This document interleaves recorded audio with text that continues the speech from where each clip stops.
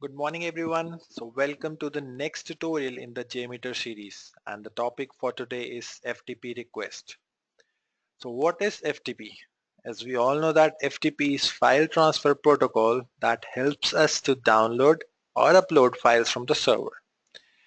So the two topics we'll be touching upon today are FTP request sampler and secondly how to configure default values for all FTP requests using FTP Request Default config element.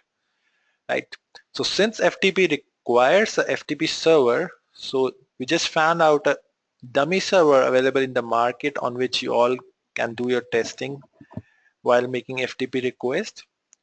So just to explain the components, this is the server name and this is a file location or the path. So we'll start up with a new JMeter session. Yeah. So for making FTP request, I need to add thread group. So I'm just using the number of users as one only just to make sure that you guys understand the logic behind how FTP requests are sent by JMeter. So we'll right click on it and add a sampler that is FTP request. And just to make sure that the results are clearly visible to the users, we'll be adding two listeners. That one is the view result tree and second is view results in table. So they both have different functions and different ways of presenting reports to the clients. So I'll just touch upon this purpose of adding both later in the tutorial. So first of all, in FTP request, what are all the important parameters that we need to consider? So first is the server name. The server name is the server from which we want to download the file or maybe upload it. Second is remote file location. Remote file location will be the location of the file we want to download. Next comes is the local file.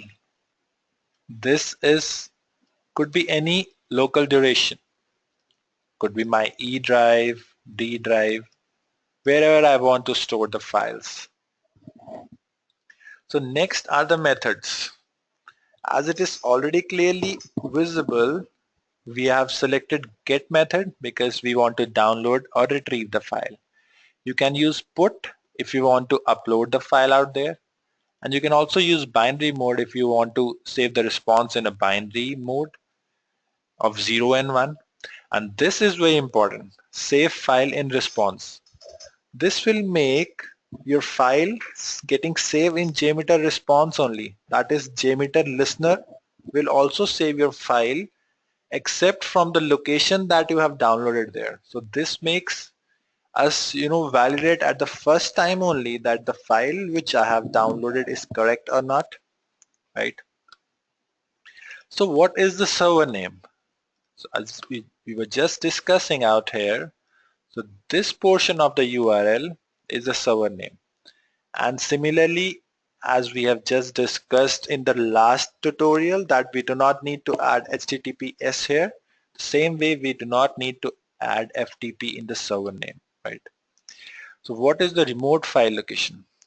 So I can select any file out from here. For example, say I want to download this README text.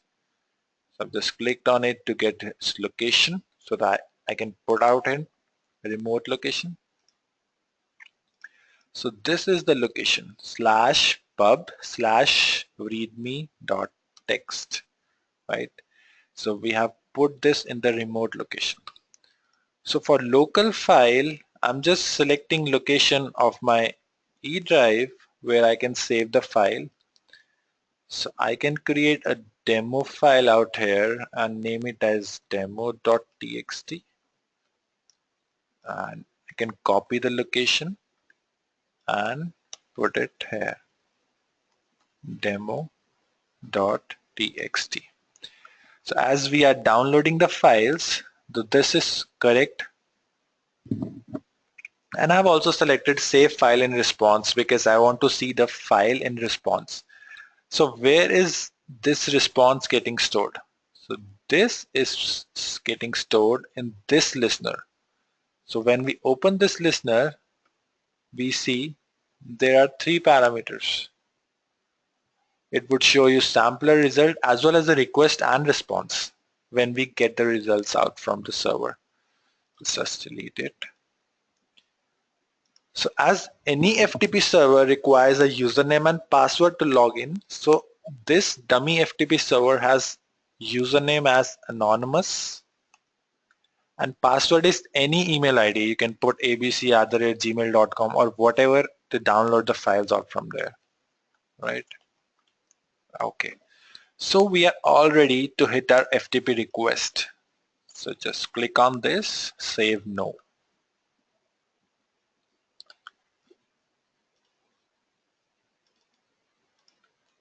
Right?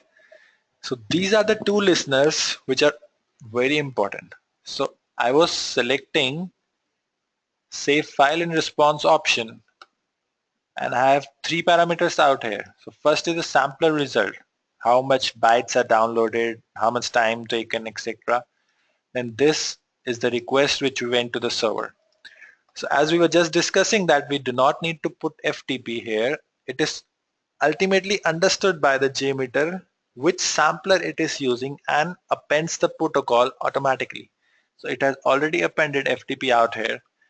And this is the response data in which my file is saved. And I can see the file out here also and also on the location which I specified, that is demo.txt. Sorry, this one.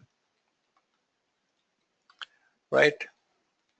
So the file is downloaded and another listener shows how much time it took to reach the server and get downloaded from there. See, latency is 808 milliseconds. It took 2439 milliseconds to download the file, and this is the file size which got downloaded. So both the listeners are very important because it presents data in their own format. The one shows the file also in response, whereas other shows the key parameters. All three are this key parameters of JMeters, response time, etc. Everything is very important. So I'll just clear it out. So the next topic we're going to cover is FTP Request Default. So like HTTP Request Default performs the functions of keeping the default values for all the HTTP requests under the same thread group, FTP Request Defaults also do the same thing. So you can right click on the thread group, add config element, FTP Request Defaults. So you can see you have server name here, remote file, local file, and all these four options are there. So whatever option you select here, you need not put in all the individual requests under it. And reiterating the same thing again, that this configuration is only applying to all the requests under the same thread group. For example, if I have another thread group, that is thread group 2, this request defaults won't work for this thread group.